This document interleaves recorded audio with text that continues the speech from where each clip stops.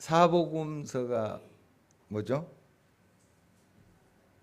마태, 마가, 누가, 요한. 예. 여기 뒤에 최성경 학생의 수업 시간에 옆 사람하고 이야기하고 그래요. 예. 사복음서가 뭐라고요? 최지사님? 요한. 너무 뻔한 걸 질문했죠. 오복음서 알고 있어요? 오복음서. 마태, 마가, 누가 다음에 나오는 건데? 내가 복음. 내가 복음인데 사이비 복음입니다. 사이비 복음. 예. 내가 복음. 이건 자의적으로 말씀을 푸는 거예요. 자기 생각대로. 이게 참 위험합니다. 많이 성경을 아는 것 같은데 자기 주관대로 자기 생각대로 풀어요. 먼저 하나님 말씀을 잘 듣고 그 말씀에 나를 맞춰야 되는데 자기가 생각하고 있는 것에 다 그것을 끼워 맞추는 거예요. 그 이단들이 바로 이 내가복음을 가지고 있는 사람들이에요. 이단들 보면 자기들 주장이 있거든요. 그런데 성경은 인용을 해요. 이것저것에서 딱딱 거기에 끼워 맞춥니다. 이건 이제 잘못된 것인 줄 우리가 잘 알고 있죠. 오늘 바울은 나의 복음이라는 표현을 쓰고 있습니다. 이건 내가 복음하고 다른 거예요. 다시 한번 읽어볼까요? 25절 한 목소리 읽어보겠습니다. 나의 복음과 예수 그리스도를 전파함은 영세전부터 감추어졌다가, 여기서 나의 복음이라고 표현을 했는데 무슨 뜻일까요? 왜 복음을 나의 복음이라고 표현을 했을까요? 그렇죠. 예, 바울 자신이 전하는 복음, 또 체험한, 경험한 복음, 그런 고백이죠. 내가 체험하고 경험하고 전하는 그런 복음이다 하는 것인데, 이 복음은 이제 살아있는 겁니다. 하나님 말씀 살았고 운동력이 있듯이 이 복음은 살아있어요. 그래서 만나는 겁니다. 복음은 만나는 것. 그래서 서로 교통하고 서로 교제하고 복음하고 그렇게 우리가 또 사귀는 것이죠. 그래서 바로 바울은 복음을 표현하기를 나의 복음, 이건 자의적으로 자기가 해석하고 자기가 세우는 이론이 아니고 자기가 체험한, 만난, 사귀는 그 복음에 대해서 이야기를 하고 있습니다. 우리가 이렇게 사귐을 가질 때, 복음과 사귐을 가질 때에 그 복음을 제대로 알고 전할 수가 있습니다. 그런데 내가 이 사귐이 없으면, 날마다 이 복음 안에서 내가 살지 아니하면 내가 전하는 게 공허한 것이 될 수가 있는 것이죠. 그렇다더라, 그런 것 같아, 이렇게만 전할 수밖에 없습니다. 그러나 내가 실제로 만났다면, 경험했다면 내가 그렇다 분명하게 말할 수가 있는 것이죠. 바울은 이런 확신 가지고 복음을 증거하고 있는 것을 보게 됩니다. 곳곳에 내가 만난 복음, 사귀고 있는 복음, 지금도 체험하고 있는 그 복음을 전하고 있는 모습을 보게 됩니다. 그 복음이 과연 무엇일까요? 복음이, 나의 복음이라 했는데 그 복음이 과연 무엇일까요? 다시 한번 25절 끝에 보면은 예수 그리스도를 전파함은 영세전부터 감추어졌다가, 이 복음과 예수 그리스도를 우리가 같은 것으로 이렇게 이해할 수가 있습니다. 복음의 이제 핵심은 예수 그리스도예요. 예수 그리스도 빠진 복음 아니에요. 이건 복음 아닙니다. 그건 진짜 내가 복음이죠. 내가 복음. 복음 안에는 예수 그리스도가 반드시 있어야 됩니다. 반드시.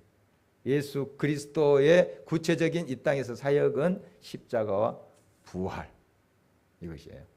물론 여러 가지 사역들이 있었죠. 예수님이 하신 일들이 많았지만 그 중심에 십자가 부활. 그래서 바울은 항상 그렇게 전파했습니다. 예수 그리스도가 우리를 위해서 죽으셨다. 그리고 부활하셨습니다. 다른 어떤 설교나 또 다른 내용이 거의 없습니다. 우리가 서신서나 또 사도행전을 보면은 예수 그리스도예요. 그리고 내가 십자가 외에는 자랑할 것이 없다 이렇게 고백을 해요. 십자가 외에는. 그러니까 이 예수 그리스도에 대한 것은 우리가 많이 알잖아요. 우리를 위해서 죽으셨다, 부활하셨다 아는데 이게 그냥 지식으로 전한 것이 아니라 매일 만나는 예수를 전하는 거예요. 체험되는 그 복음, 살아있는 그 복음을 전하는 거예요. 예수 그리스도를 그렇게 전할 때 사람들이 같은 내용인 것 같은데 그 예수 그리스도 앞에서 굴복하고 예수 그리스도를 영접하고 하는 역사를 경험하게 됩니다. 아까 이제 병상세례를 병원에 가서 주고 왔는데요. 60대 초반 되신 분이죠.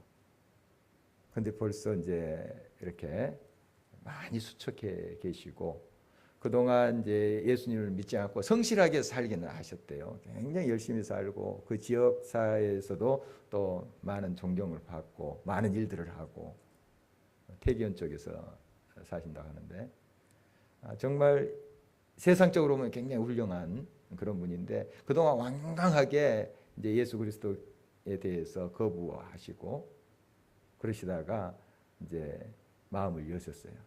또 간병하는 간호하는 이제 부인도 헌신적으로 이제 한 2년 동안 간병을 하시고 그렇게 하는데 사회적으로 정말 열심히 일하고 사람들에게 또 존경도 받고 하는 사람이지만은 예수님에 대해서 다친 그런 사람이죠. 부인도 역시. 그런데 이제 며칠 전에 마음을 열고 세례를 받겠다고 이제 말은 못 하시더라고요. 누워 계셔 굉장히 수척하셨어요. 그러나 이렇게 의식이 있습니다. 의식이 있어요. 그래서 제가 묻는 말에 동의하시면 예하시면 손을 좀 쥐어 이렇게 사인을 주시라고 했어요. 그래서 이제 예수님이 영접하는 그것을 다 동의하면서 이렇게 손에 힘이 없습니다. 힘이 없는데 그 힘을 내서 이렇게 쥐시더라고요. 이렇게 반응을 하세요. 거의 뭐 탈진 상태고 그냥 눈만 조금 떴다 감았다 이렇게 하시는. 그런데 참 이런 게 신비스러워요. 신비스럽습니다. 그냥 제가 뭐 대단한 설교하고 하는 건 아니에요. 그냥 예수 그리스도를 영접하면 구원받습니다. 좀 예화하는 이제 비행기가 있는데 우리 비행기 타고 이제 미국 가는 이야기 좀 했습니다. 좀 쉽게 설명하기 위해서 또 부인도 있으니까 부인도 이 말을 좀 들어서 같이 또 예수 그리스도를 좀 알기를 원해서 설명을 드렸어요. 비행기가 있는데 비행기 타고 이제 미국 가잖아요. 그런데 문 하나 사이에 내가 비행기를 타고 미국에 갈 수도 있고 못 갈 수도 있는 거예요. 그냥 문 열고 내가 들어가면 그대로 앉아 있으면 가는 거죠. 미국행 그 비행기면. 그런데 내가 문 밖에 다 준비됐어요. 비행기도 준비됐고 연료도 다 있어요. 좌석도 다 있고. 그런데 문이 열렸는데 안 들어가요. 비행기 떴어요. 미국 못 가는 거죠. 좀 이해를 드렸습니다. 이게 예수 그리스도를 영접하는 것이 아주 단순한 그런 결단 같은데 이것이 아무나 그렇게 결단하고 예수 그리스도 영접하지 않아요. 끝까지 예수 그리스도 영접 안 한 사람이 있습니다. 끝까지 죽음의 문턱에 갔는데도 많은 분들이 그래요. 그러나 이렇게 마음을 연다는 것은 참 신비해요. 신비고 이 하나님의 복음의 말씀이 살아있다는 또 증거입니다. 살아있는 말씀을 단순한 말씀인데 마음을 열고 예수 그리스도를 나의 구주 나의 하나님으로 영접하는데 천국이 그냥 주어진 거예요. 영원히 그에게 선물로 주어지는 거예요. 얼마나 놀라운 일입니까? 굉장한 일이죠. 굉장한 일입니다. 지금도 이 복음의 말씀, 예수 그리스도의 생명의 말씀은 살아있는 겁니다. 살아있는 거예요. 그분은 그 예수 그리스도의 살아있는 말씀과 만나는 거예요. 지식적으로 어떻게 그게 이해가 되겠습니까? 예수 그리스도를 내가 믿습니다 하는데 뭐 천국이 주어지고 영생이 주어지고 이게 머리로 그렇게 이해될 내용은 아니잖아요. 그냥 받아들이겠습니다 하는 게 이게 성령의 역사예요. 하나님께서 그렇게 역사하시고 계신 것이죠. 그래서 그분이 그렇게 마음을 준비하기까지 얼마나 많은 기도가 있었겠어요. 기도 없이 된 게 아닙니다. 그냥 제가 설명을 잘해서 비행기 이야기해서 그때서야 이해가 되는구나, 예수 영접해야지, 아니에요. 아닙니다. 조금 제가 이해하기 쉽게 비유로 그렇게 이야기한 것뿐이지 이미 그 마음에 성령이 역사하고 있어요. 이미 많은 기도가 있었던 것이죠.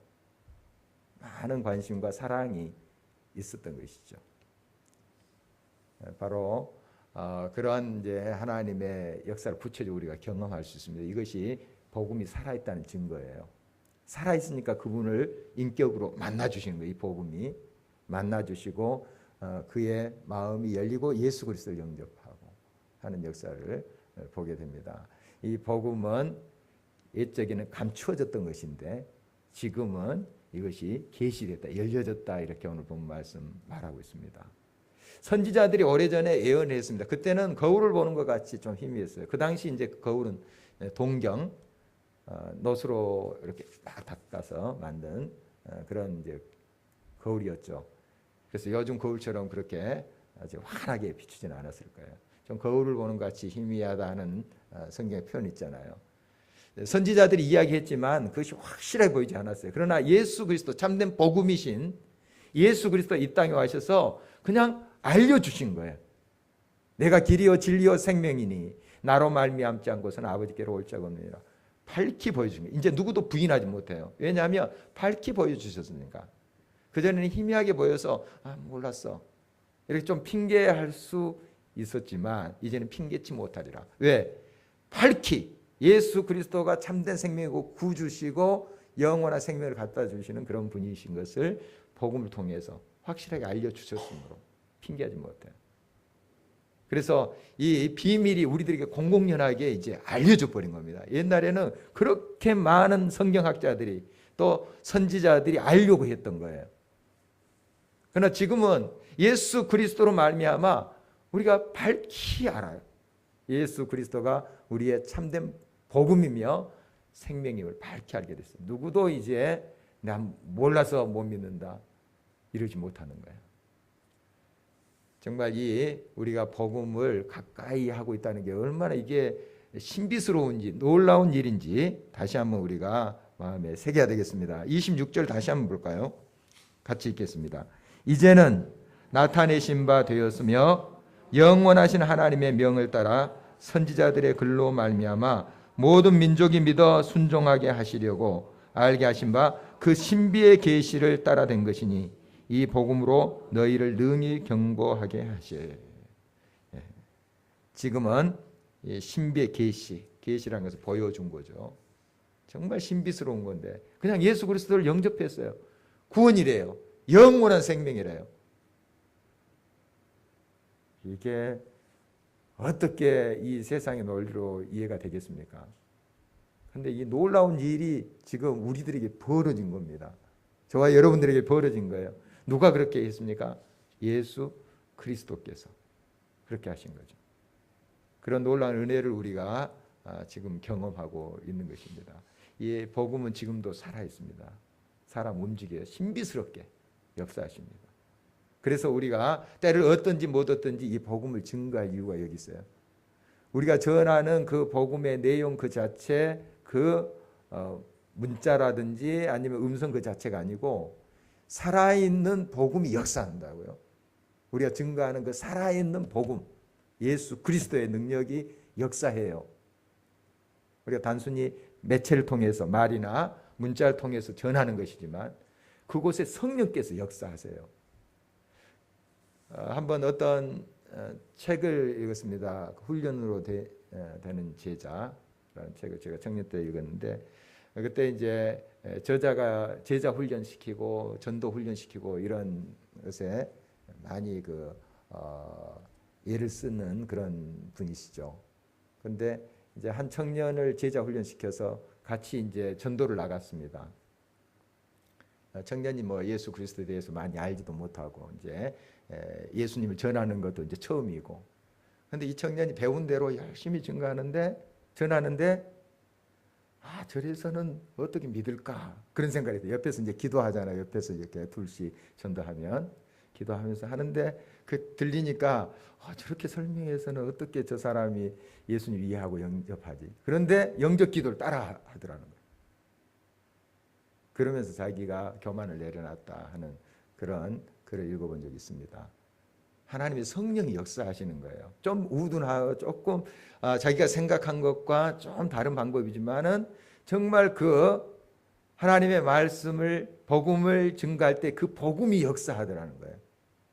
잘 설명을 해서 잘 비유적으로 잘 납득이 되게 해서 전하는 것도 물론 필요하겠습니다. 그러나 그것이 단순한 우리의 말이라면, 그것이 복음의 역사가 없다면, 살아있는 복음의 역사가 없다면 그 사람이 변화되질 않아요. 아무리 미사역을 쓰더라도 변화되지 않습니다. 복음이 변화시킵니다. 살아있으니까요. 살아있는 복음의 말씀, 이것이 역사예요. 그래서 이제 그 저자가 그런 확신을 갖더라고요.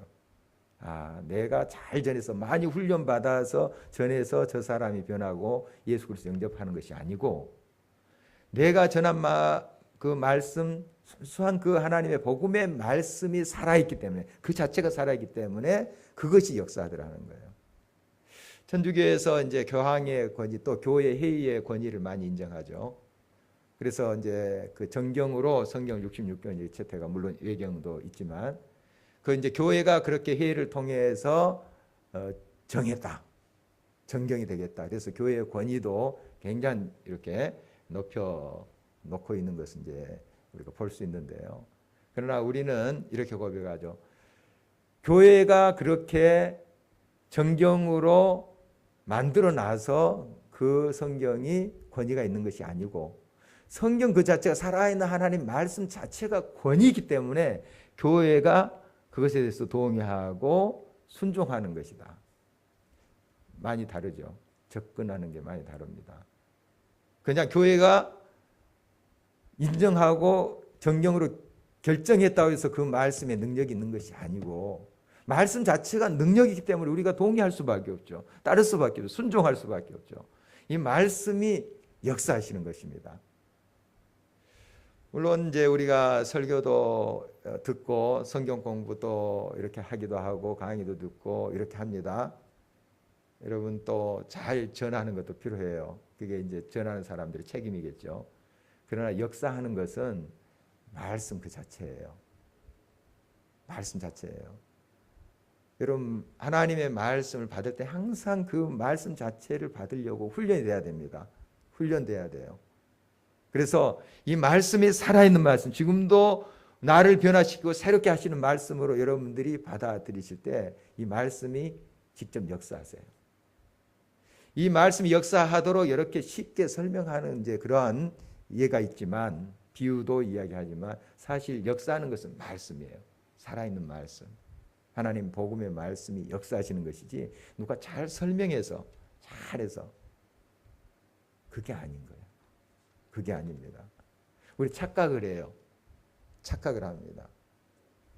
여러분들이 항상 그러면 이렇게 이제 성경 공부하거나 말씀 들을 때 그 안에 선포되는 말씀 붙여야 돼요. 그 말씀을 잘 이해하도록 설명하는 것인데 우리는 이제 주변적인 것에 더 귀를 기울이는 거예요.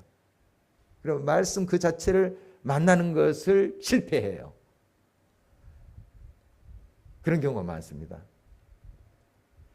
여러분 말씀을 만나셔야 돼요. 그래서 여러분들이 이제 이런 예배 시간을 통해서 설교도 듣고 말씀 나누는 것도 중요하지만 사실 여러분은 말씀 속에 역사하시는 하나님을 만나셔야 돼요. 그래서 우리 구약 시대에 보면은 이런 설교가 예배 때 없었어요. 제사 드릴 때 제사장이 와서 오늘은 창세기 몇 장 몇 절 읽고 안 그랬습니다. 하나님께 드렸어요. 하나님 만났어요. 물론 이 말씀을 우리가 잘 풀어서 설교하고 하는 것이 필요 없다는 것이 아니죠. 우리가 그거 잘 배우고 거기에서 하나님 말씀을 만나기 위한 이런 것들이죠. 그런데 여러분들이 주변적인 것에 너무 치중해서 하나님과 만남이 실패된다면 그 무슨 소용이 있습니까? 우리는 막 그것을 이제 주변적인 것에 익숙해가지고 그것 찾으러 다녀요. 막 어떻다더라 저떻다더라. 여러분 시간 지나면 다 허망합니다. 허망해요. 그래서 여러분들이 묵상을 계속 이제 도전받는 게 그거예요. 여러분들이 그 말씀 속에서 그 주님을 만나야 되면 직접 만나야 돼요. 그리고 이제 이런 예배를 통해서 또 강해를 통해서 좀 도움을 얻고, 그러나 여러분들이 만나서 해야 돼요. 여러분이 직접 만나서 해야 돼요. 여러분이 사귀셔야 돼요. 그 말씀과. 그 말씀이 역사하시는 거죠. 정말 이것이 건강한 신앙의 모습입니다. 초대교회 성도님도 그랬어요. 이제 천주교가 쭉 2000년에 그러한 초대교회를 또 계승해서 중세교회 해서 이끌어왔죠. 이 설교 없었습니다. 강론이라 해서 간단히 언급하는 거 있었어요. 설교 없어요. 미사 그대로 드리는 거예요. 쭉 그 순서가 있잖아요. 주여 불쌍히 여기소서 하면서 쭉 드리는 그 순서가 있습니다. 그냥 드리는 거예요. 예배를 드리는 거예요. 그리고 따로 이제 교리 공부 있죠. 예배 시간에 그냥 드리는 거예요. 드리는 거예요. 근데 이제 우리 개신교에서 이 설교가 많이 이제 중요시 됐습니다. 그래서 보통 예배라고 하지만은 사실 듣는 것이 한 반 정도 돼요. 그러잖아요. 우리가 주일 예배도 설교가 거의 반입니다. 필요 없다는 것이 아니고 중요합니다. 또 이런 기회를 통해서 또 말씀을 받아들이고 이렇게 하는 건데, 여러분 이러한 모든 순서 속에서 하나님 만나셔야 돼요. 하나님 만나셔야 돼요. 그날 선포되는 말씀을 만나셔야 돼요. 이것이 중요해요.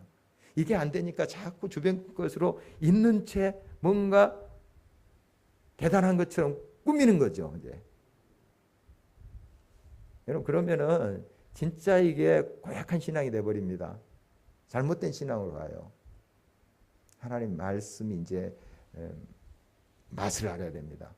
여러분이 친히 하나님의 말씀의 맛이 느껴져야 돼요. 이거 건강한 거예요.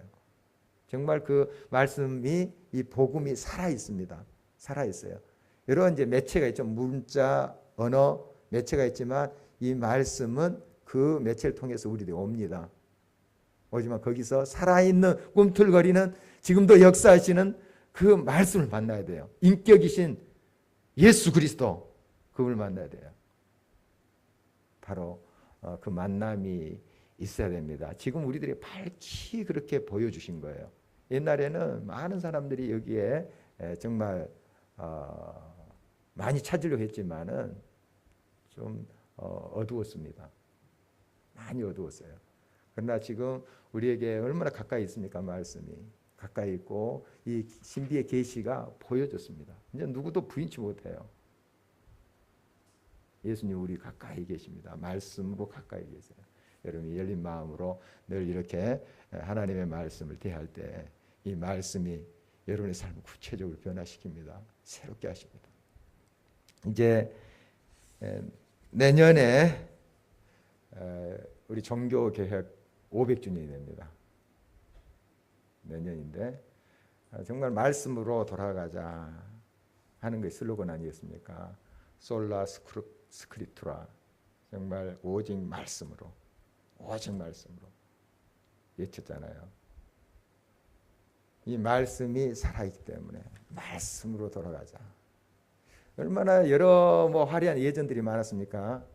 한 1500년 이제 기독교 중세교회를 거쳐서 쫙 내려오면서 많은 제도들이 있고 또 화려한 그런 예배 의식도 있고 행사도 참 많았습니다. 물론 그것이 필요 없다는 것이 아니고 너무 형식적으로 이제 또 가니까 그것이 왜곡돼 버린 거죠. 말씀이 빠져버린 거예요.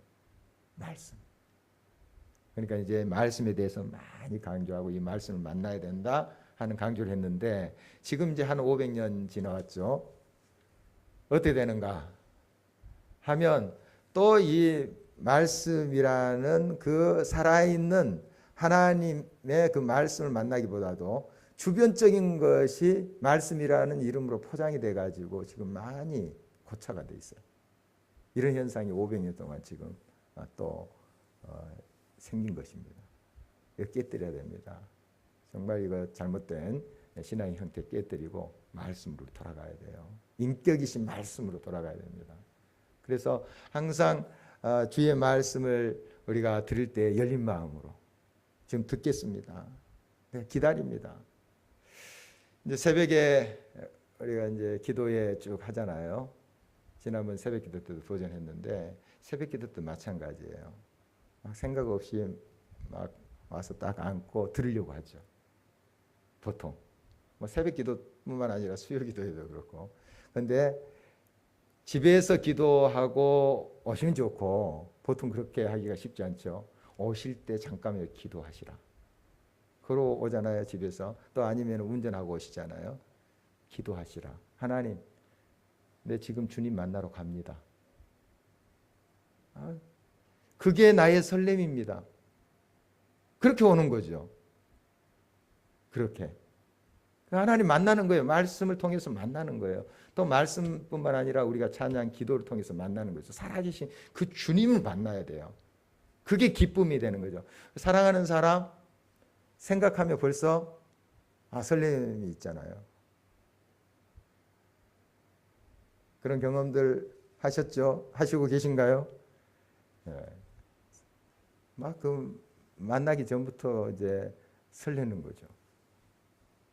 하나님을 만남이 그런 설렘이 있어야 되죠. 정말 하나님을 내가 만나러 가는데 지금 나의 삶의 생명이 되시고 빛이 되시고 소망이 되시고 기쁨이 되시는 그분을 내가 만나는데 잠시라도 좀 그런 마음으로 기도하면서 나온다면 얼마나 그 예배가 또 그 시간이 하나님께 영광이 되겠어요. 그런데 우리는 자꾸 뭔가 들으려고만 해요. 드리는 게 아니고 들으려고만 해요. 만나야 되는데 그 인격이신 말씀과 만나야 되는데 뭔가 들어서 뭔가 감동이 되고 내게 뭔가 유익을 쌓으려 하고 이런 거. 우리가 사랑하는 사람을 만난다 할 때 순수한 마음으로 만나잖아요. 만나는 게 기쁘니까. 그런데 오늘 만나면 무슨 선물을 줄까? 뭘 얻어낼까? 그런다면 그 만남이 순수하겠습니까? 순수하면 나갔는데 그 사람이 생각지도 못한 선물을 줄 수 있는 거죠. 그거랑 다른 겁니다. 뭘 얻어낼까? 오늘 뭘 내가 좀 받아낼까? 그렇게 우리가 만나러 간다는 것은 순수하지 못하죠. 우리 하나님과의 만남이 그렇습니다. 하나님과 만남이 정말 내게 생명을 주셨고 지금도 내게 모든 것을 주기를 원하시고 생명까지 그 주신 분이 정말 아까워하지 않고 주시기를 원하시는 그 놀라운 사랑이 감사한 거죠. 그분을 만나는 거예요. 내가 사랑하는 그분이 먼저 나를 사랑했기 때문에 내가 사랑하는 그분을 만나는 거예요. 만나러 가는 거예요. 그래서 내 삶의 조그만 부분이라도 좀 드리고 싶은 거죠. 내 마음을 드리고 싶고 내 마음의 표현, 감사의 표현을 하고 싶고 이렇게 주님을 만나야 되지 않겠어요? 자꾸 뭔가 다른 것, 지엽적인 것을 우리가 얻어내려고 하는 이런 이제 왜곡된 신앙들이 있습니다. 건강치 못해요.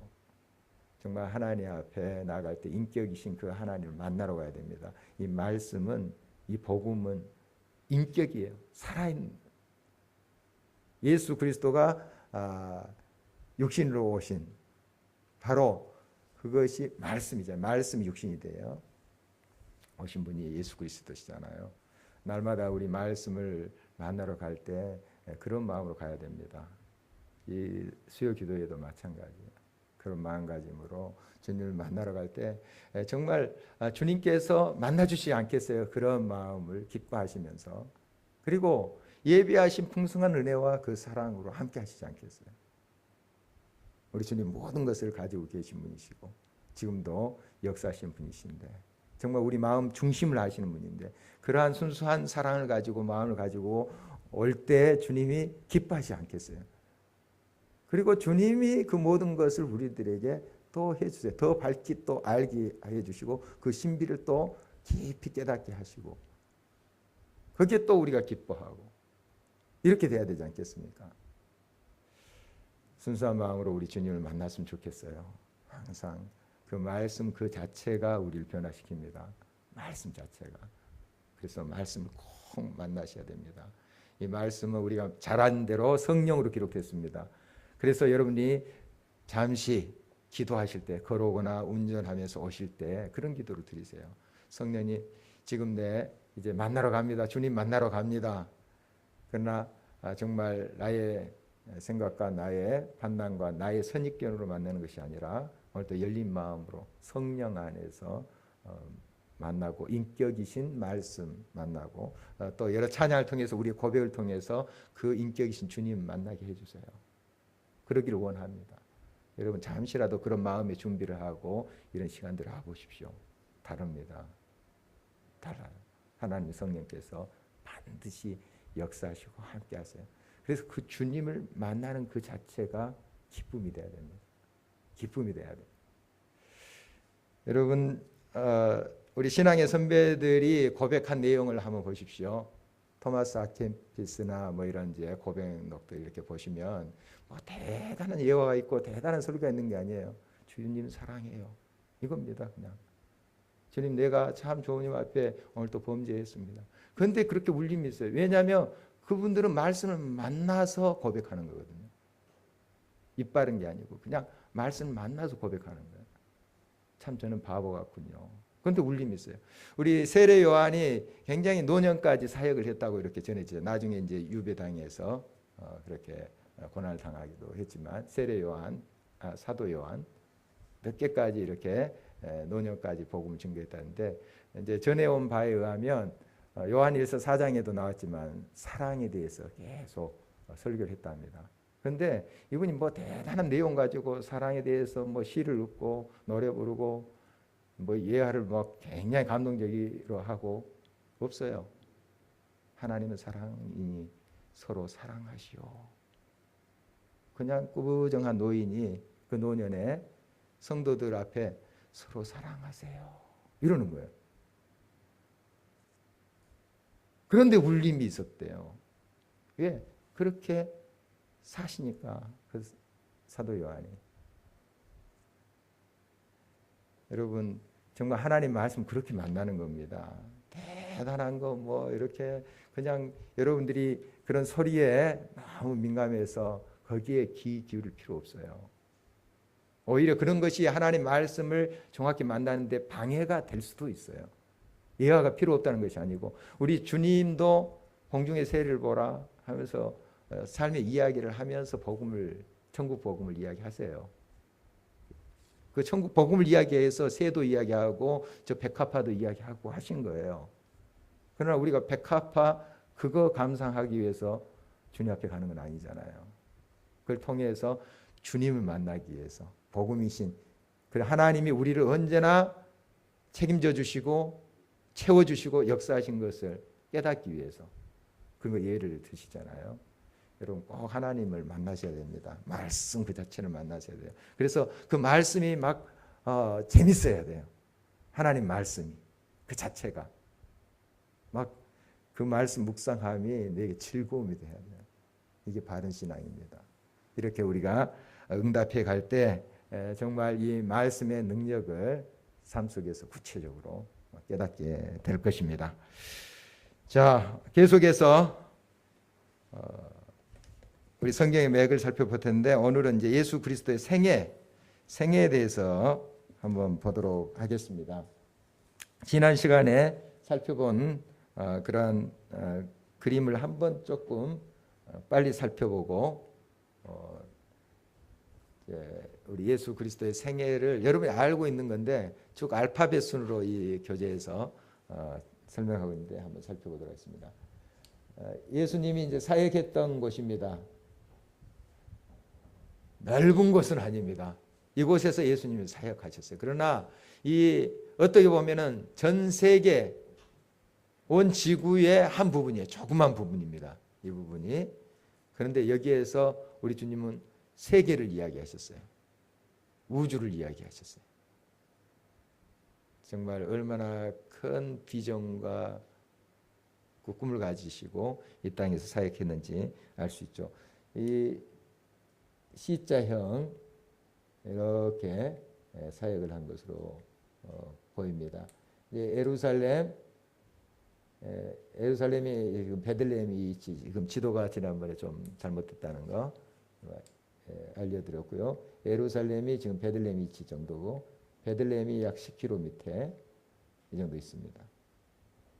이 예루살렘 표시된 게 이쪽이 한 여리고쯤 될 것 같네요.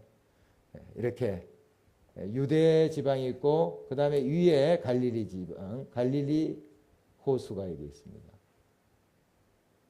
그리고 그 중간에 샌드위치처럼 사마리아가 있습니다.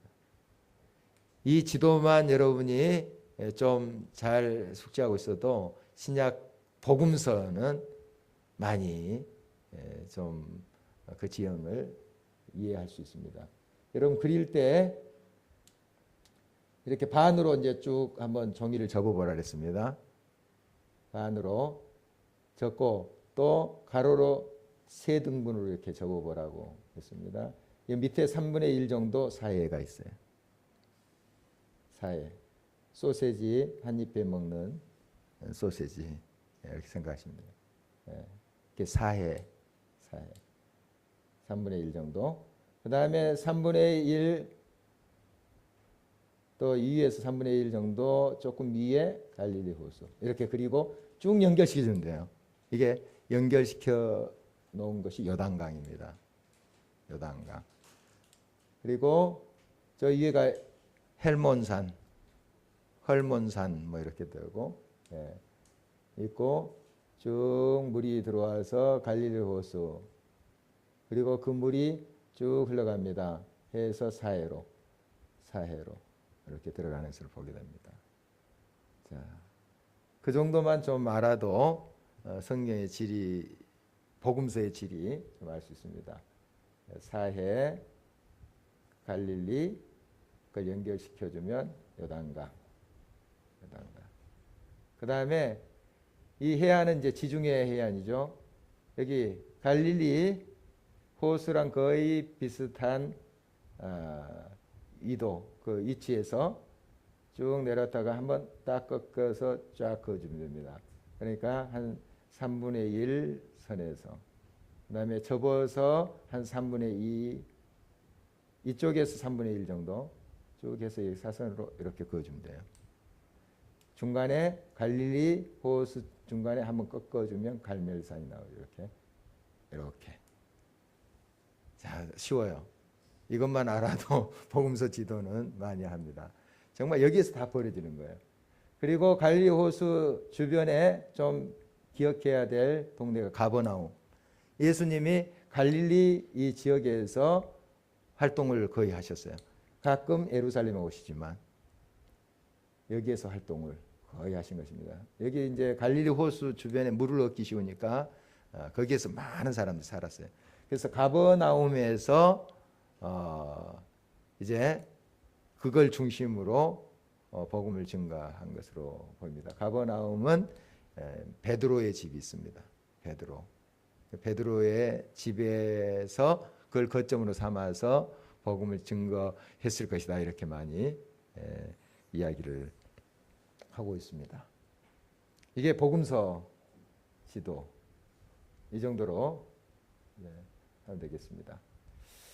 자, 그러면 알파벳으로 본 예수님의 생애인데 하면 이제 이게 영어로 된 번역본이라 좀 여러분들 공감하기가 이제 쉽지는 않지만 한번 쭉 A, B, C, D 쭉 해서 한번 우리 빠르게 좀 오늘 살펴보는 것으로 하겠습니다.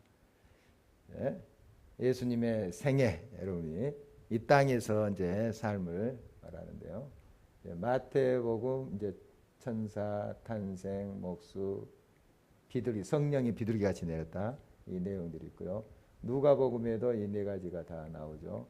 그러나 마가복음은 이제 목수이신 예수 그리스도의 언급이 있고, 요한복음 탄생과 비둘기, 성령의 비둘기 같은 역사가 일어났다. 이 두 언급이 있습니다. 다 이렇게 이 천사의 현현을 다루지는 않습니다. 마태, 누가복음만 이렇게 다루는 거. 그것 좀 참고로 이제 아시고 이제 구체적으로 A부터 한번 나가 보겠습니다. A, 에인절, 천사. A, 천사. 천사가 나타났으면 이 천사를 이렇게 그려놨네요. 뭐 저기 병원의 의사 선생님 같이 좀 됐는데 어쨌든 여러분 천사로 좀 아시고 가브리엘이 나타나서 마리아에게 아들을 낳을 것이다. 그 이름을 예수라라. 임마누엘 예수라라. A, B, 이제 B가 되겠죠. B는 탄생, birth, 탄생. 구유에 놓였죠. 구유. 뭐 그림은 아주 멋집니다만 냄새 많이 날 거예요.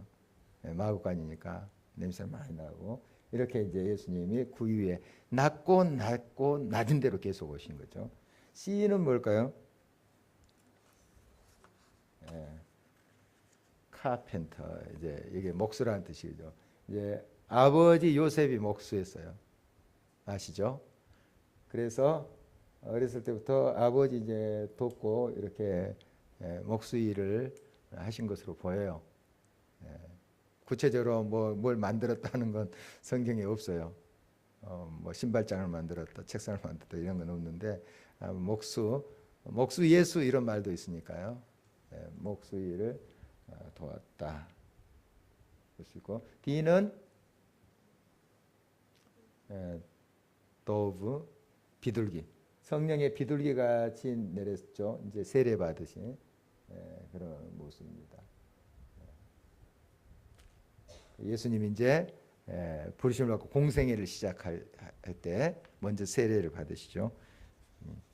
그다음에 E는 에너미, 마귀에게 시험을 받아 이제 성령 충만을 받고 성령의 이제 세를 비둘기같이 임하는 성령을 받고 마귀의 시험을 받으러 광야에 가죠. 마귀죠. 마귀가 유혹하고 하는 광야에서 40일 금식하면서 그렇게 또 기도한 모습 우리가 알고 있습니다. 그 다음에 이제 그가 공생애를 이제 시작하면서 이렇게 기도한 다음에 제일 먼저 했던 일이 뭘까요? 제자들을 부른 거죠. followers. 제자들.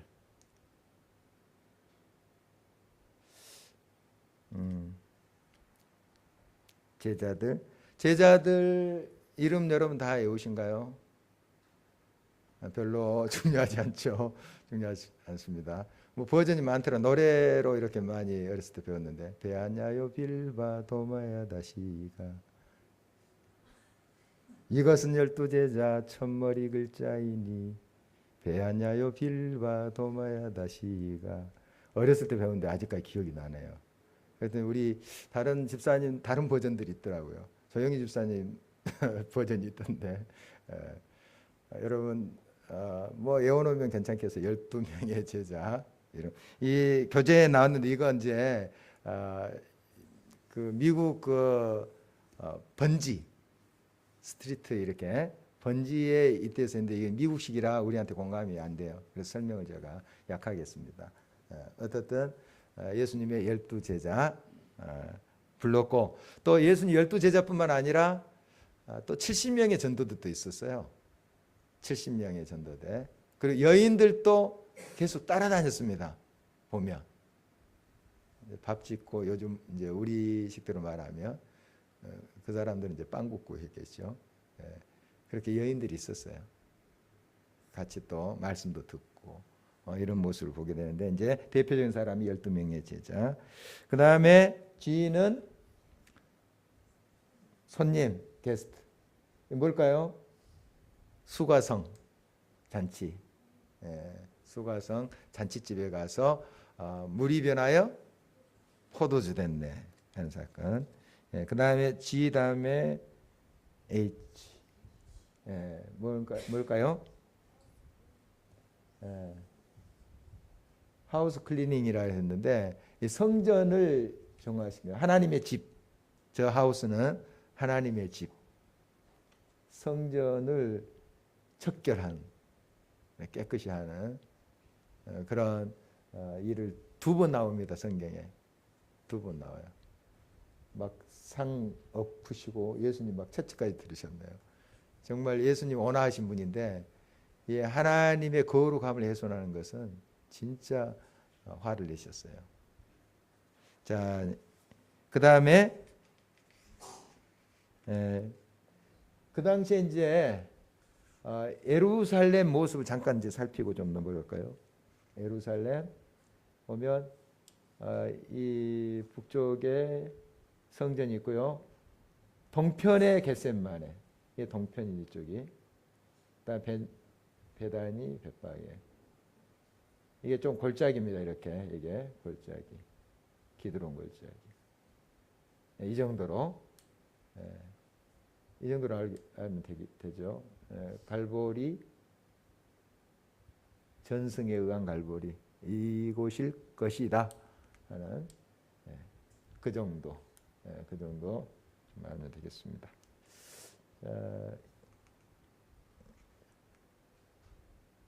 역시 이건 이제 성소를 조금 더 이제 클로즈업해서 보여준 것이고요. 언제나 이제 성전은 동향입니다. 동향. 성막도 동향. 해가 딱 뜨면 이렇게 쫙 빛이 들어오도록 동향으로 이렇게 되어 있습니다. 이제 뭐 이방인의 뜰, 또 여인들의 뜰 이렇게 좀 구분이 있었습니다. 구분들이. 자, 성소, 지성소는 여러분 잘 아시고요. 자, 그 다음에 I. 인터뷰. 예수님과 누구일 것 같아요?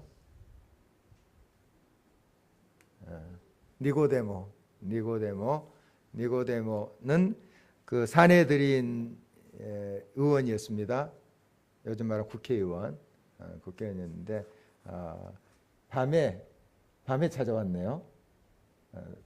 사람들 이제 좀 눈을 피해서. 그래도 참 기특해요.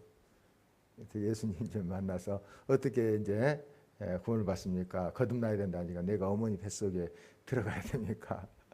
참 얼마나 순진합니까?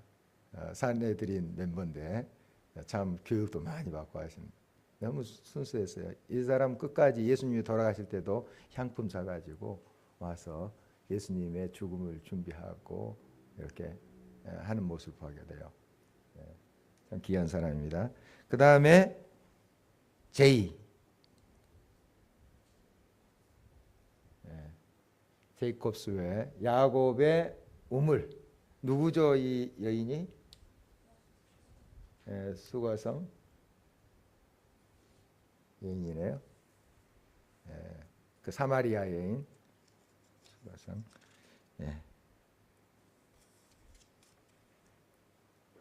아까 그 잔치를 제가 수가를 했나요? 수가가 아니고 가나의 혼인잔치인데 좀 헷갈렸습니다. 가나의 혼인잔치고 수가성 여인. 여러분 그 사건 잘 아시죠? 그 다음에 K.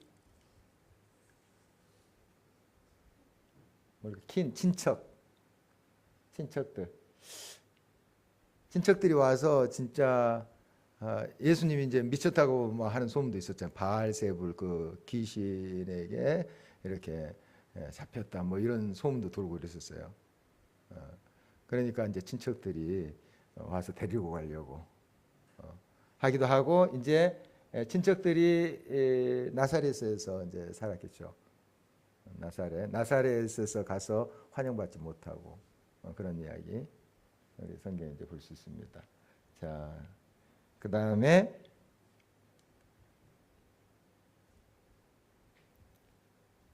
장소 로케이션인데, 이건 뭘까요? 이건 아까 이제 가버나움의 거점을 잡아서, 아까 갈릴리 호수 옆에 가버나움 베드로 집이 있다는 거, 거기에서 이제 3년 동안 예수님이 공생애를 사셨죠. 거기에 거점이 가버나움. 이렇게 거점을 정해서 이제 사역하시는 모습을 봅니다. 또 제자들에게 이제 전도할 때 어느 집에 들어가서 거기에 거점을 삼고 이렇게 전도하라 하는 그런 말씀도 우리가 볼 수가 있습니다. 그 다음에 M 메시지, 산상수훈, 이렇게 천국의 복음을 증거하시고 하는 것을 보게 되죠. 이런 말씀을 볼 수 있습니다. 자, 이제 잠깐 또 서기관과 바리새인 예수님을 비교한 것이죠.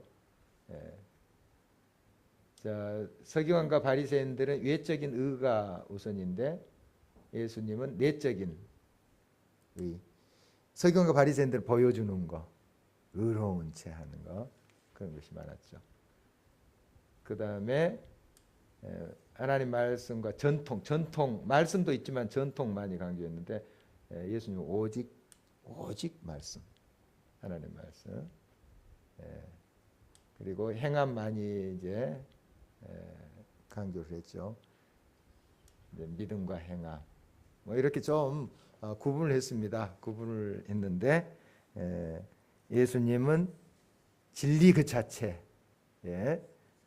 정말 강조를 하시고 또 그 진리를 선포했던, 또 본인이 진리셨고 이것을 볼 수 있는데 바리새인과 서기관들은 외식주의, 형식주의에 치중했던 것을 보게 됩니다. 자, 그다음에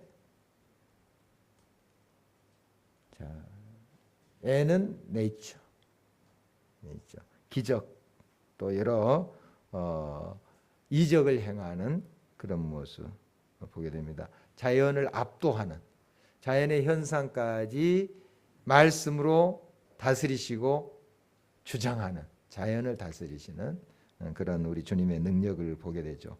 그래서 그것을 우리는 기적이라 하죠. 기적, 이적. 이러한 예수님의 많은 이적을 또한 성경에서 찾아볼 수가 있겠습니다. 그 다음에 NO, opposition, 반대 많았습니다. 예수님 하나님과 동등된 분으로 딱 말씀하면 사람들이 아멘 하고 다 따르고 예, 우리가 따르겠습니다. 할렐루야. 이래야 될 것 같은데 안 그런 사람도 많았습니다. 얼마나 반대가 심했고 아시죠? 막 수근거리고 또 나중에는 저 사람들이 다 십자가 못 박고 했어요. 예수님을 침 뱉고 앞에서. 참 이런 고난과 또 수치를 많이 당하셨습니다. 우리 생각하고 그때마다 우리 생각하고 참으신 거죠. 그 다음에 P, 패러블, 이제 비유로 말씀하셨어요. 여러 비유가 나와요, 성경에. 비유로 말씀하시는데 아까도 제가 말씀드렸다시피 이 비유는 굉장히 유용한 것입니다. 그런데 우리가 여기서 이제 밭이 어떻다, 뭐 가시가 어떻다 이런 것만 하면 안 되죠. 여기서 말씀을 만나야 되는 거죠. 이 비유를 통해서 정말 우리가 옥토와 같은 마음을 준비해야 되겠다. 하나님 말씀 생명이니 그 말씀을 옥토와 같은 마음으로 늘 기경해서 그 말씀 자체를 늘 아멘하고 받아들였다. 이렇게 해서 말씀을 받는 자세가 변한다면 이게 바른 성경이에요. 그런데 자꾸 이제 주변적인 것에 우리가 너무 치중할 때 그 문제 있는 것이죠. 비유로 말씀하신 예수 그리스도. 자, 그 다음에 Q 뭐죠? 질문을 받기도 하고 질문도 많이 하셨어요. 예수님이 어떤 때는 질문하는데 그냥 또 반문하면서 질문해요. 어떻게 구원을 받아야 됩니까? 했더니 너는 어떻게 생각하냐? 이렇게 또 바로 즉답 대신에 그렇게 하시는 모습. 질문을 많이 사용하기도 하고 질문도 많이 받는 예수님 모습 볼 수가 있습니다. 그 다음에 빨리 좀 지나가겠습니다. 계시, 레벨레이션, 계시. 그래서 예수님께서는 높은 산에 올라가서 그 변화산이라 하죠. 또 그 신비스러운 모습 이렇게 보이시기도 하시고 이런 모습으로 자신을 또 바다 위를 걸으면서 또 신적인 그러한 모습도 보이는 것을 우리가 볼 수가 있습니다. 그 다음에 S,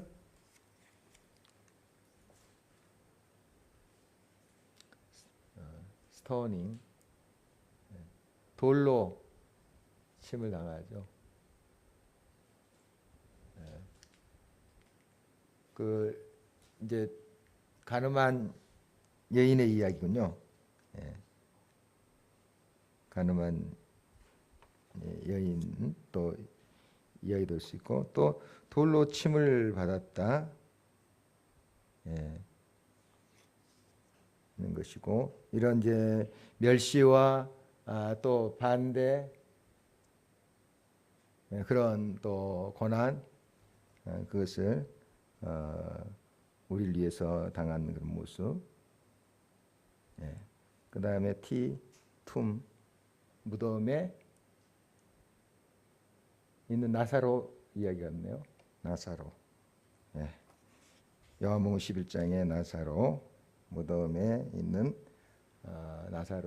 나사로를 나오라 해서 이제 고치는 모습. 그 다음에 다시 이제 또 성전을 정화하는 그런 모습이 한 번 더 나옵니다. 두 번째. 그 다음에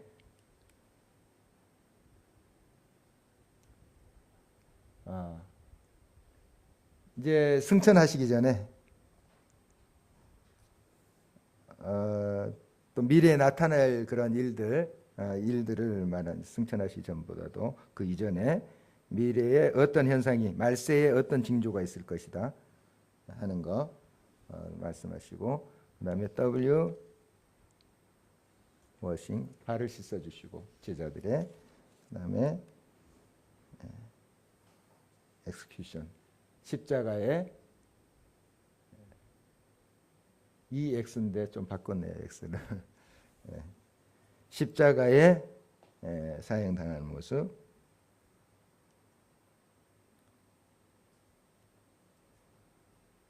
그 다음에 Y 네 끝까지 예가 되셨다. 우리 예수님은 말씀 하나님의 말씀에 또 성부 하나님의 말씀에 순종하는 그의 모습. 이제 마지막으로 시온 차이온. 예수님은 이제 예루살렘에서 감난산, 예루살렘 바로 옆에 동쪽에 감난산이 있었죠. 예루살렘에서 승천하는 모습 이제 보게 됩니다. 이 너희들이 본대로 내가 오리라 이런 말씀하시고 이제 하늘로 승천하셨죠. 그리고 지금도 이제 천국에서 우리를 위해서 간구하신 이시라 이렇게 말씀하고 있는 것을 보게 됩니다. 자, 이렇게 이제 영어 번역을 해서 이제 쭉 우리가 공감하기가 쉽진 않은데 그냥 A부터 이제 Z까지 쭉 알파벳으로 해가지고 엮어서 예수님의 생애를 이렇게 한번 설명을 한 것입니다. 여러분 책을 보면서 더 자세한 것은 또 이해하시면 좋겠습니다.